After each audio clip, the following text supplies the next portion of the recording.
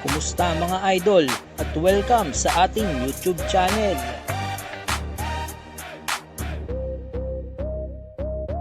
Gaya nila ay pwede ka ring manalo ng ating NBA shirt, sundin lang ang mga sumusunod. At malay mo ay isa ka na sa pwedeng manalo ng ating NBA shirt. Here's your Kuya Tabs! At pag-uusapan nga natin ngayon ang kakatapos lang na laro ni Anthony Davis para nga sa Los Angeles Lakers kontra nga yan sa Dallas Mavericks. At isang mainit na balita nga mga idol, isang suspension para kay LeBron James. Yo mga idol, isang mainit na laro nga ang naganap sa kakatapos lang na laban ng Lakers versus Mavericks. Tulad nga ng napag-usapan ng franchise ng Lakers ay pinayagan na ngang maglaro muli itong si Anthony Davis. Yes mga idol, pumasok na nga at nagtagal ng 16 minutes itong si Davis sa loob ng court. Samantala medyo hindi nga maganda ang performance ngayon ni Davis at kitang-kita nga na nangalawang na nga ito. Sa video nga ay isang pagsipa nga ang nakunan sa gilid ng court kung saan nag-usap pa nga sila ni LeBron James dahil nga sa pagkakadismaya ni Davis sa unang pagbabalik nito. Samantala maganda naman ang nangyaring game kanina. Mula first quarter nga hanggang second quarter ay lamang ang Dallas Mavericks. Natapos nga ang first quarter sa score na 51-62. Yo mga idol, isang second straight loss nga ito para sa Lakers. Pinangunahan nga yan ni Dennis Schroeder na gumawa ng 25 points, 2 rebounds at 13 assists, isang double-double game. KCP na nagbigay naman ng 29 points and 1 steal. Isang double-double game din nga ito para kay Andre Drummond with 14 points, 19 rebounds at 3 steals at may kasama pang 3 blocks. Samantala si Montrezl Harrell naman at Kyle Kuzma ay may pinagsamang 22 points at 11 rebounds.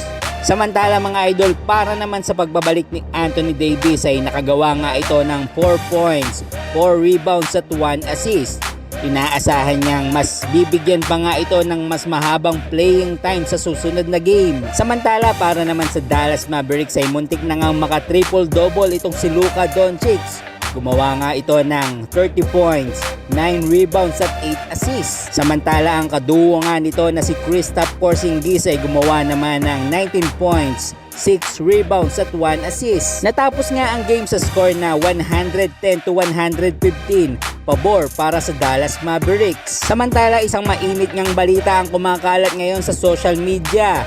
NBA superstar LeBron James, bibigyan niya ba ng suspension ng NBA management? Yo mga idol, sa nagaganap ngang laban sa iringan nga ng mga white people at black people sa Amerika ay hindi nga maiiwasan ang kampihan sa magkakaibang panig. Samantala isang tweet nga ni LeBron James ang gumuluntang sa internet na may katagangang "You're next." At yung pagkaka-tweet na nga na yan ni LeBron James ay ikinagulat nga ng madami at umani ng mga batikos.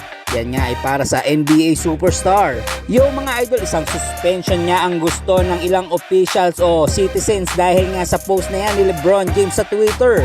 Samantala kung matutuloy nga ang suspension ay parang hindi nga makakalaro itong si LeBron James sa darating na NBA playoffs. Samantala wala pa namang binibigay na hatol o anumang opinyon ng NBA management tungkol sa issue na yan. Kung titignan nga natin mga idol ay hindi pa nga talaga nakakabalik sa court itong si LeBron James dahil nga sa injury na nakuha nito. Yo mga idol, ano ba sa tingin nyo? Parang hindi naman maganda ang playoffs kung mawawala nga at hindi makakalaro itong si LeBron James. Yo mga idol, uulitin ko lang, wala pang ang suspension na nagaganap dyan at meron pwede namang ibang option siguro ang ibigay kay LeBron James. Yan muna ang ating NBA rasyon ngayon. Maraming salamat mga idol. Yo mga idol, kung may comment kayo or suggestion sa video ito ay mag-comment lang at pag-usapan natin yan sa comment area. Maraming salamat po mga idol.